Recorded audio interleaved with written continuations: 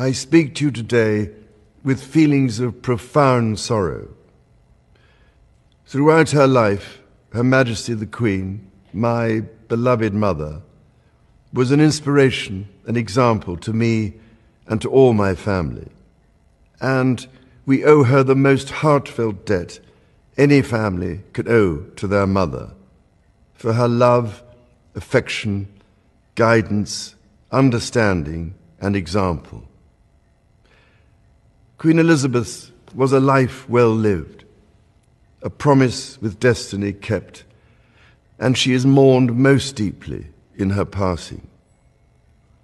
That promise of lifelong service I renew to you all today. Alongside the personal grief that all my family are feeling, we also share with so many of you in the United Kingdom, in all the countries where the Queen was head of state, in the Commonwealth and across the world, a deep sense of gratitude for the more than 70 years in which my mother, as Queen, served the people of so many nations. In 1947, on her 21st birthday, she pledged in a broadcast from Cape Town to the Commonwealth to devote her life, whether it be short or long, to the service of her peoples. That was more than a promise. It was a profound personal commitment which defined her whole life. She made sacrifices for duty. Her dedication and devotion as sovereign never wavered through times of change and progress, through times of joy and celebration, and through times of sadness and loss. In her life of service, we saw that abiding love of tradition, together with that fearless embrace of progress, which makes us great as nations. The affection, admiration, and respect she inspired became the hallmark of her reign.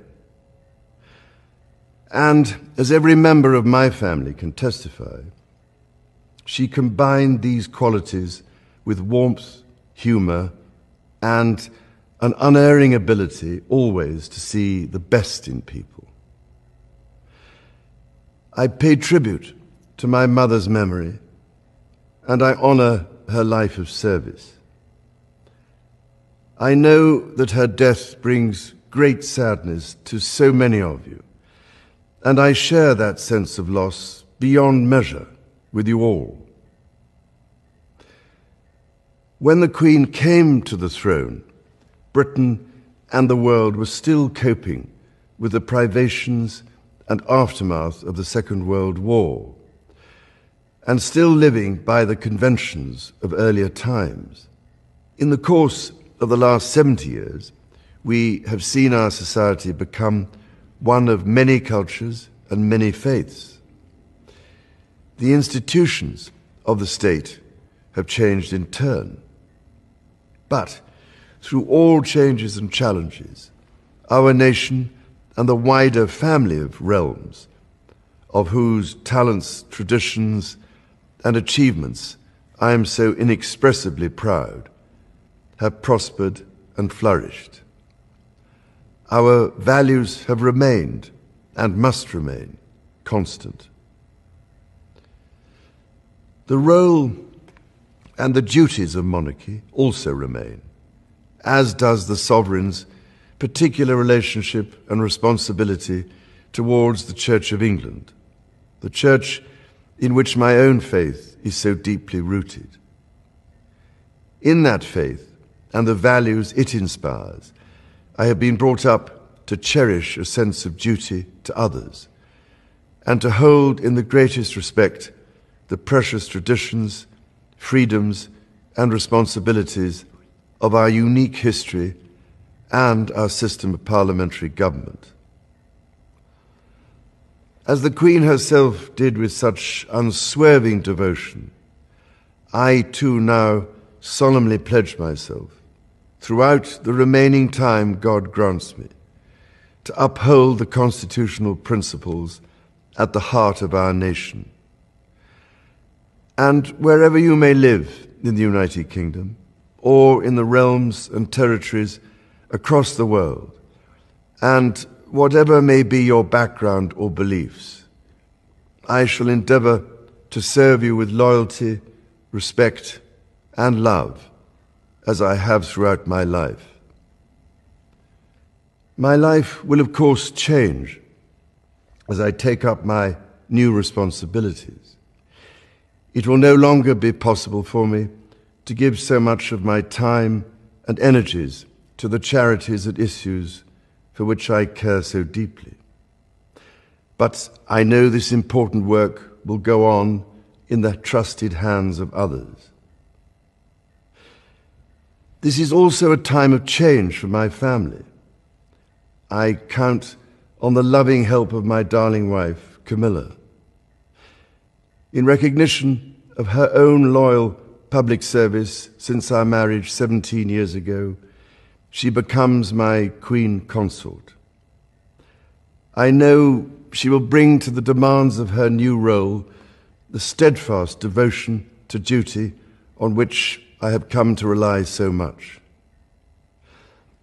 As my heir, William now assumes the Scottish titles which have meant so much to me. He succeeds me as Duke of Cornwall and takes on the responsibilities for the Duchy of Cornwall, which I have undertaken for more than 5 decades.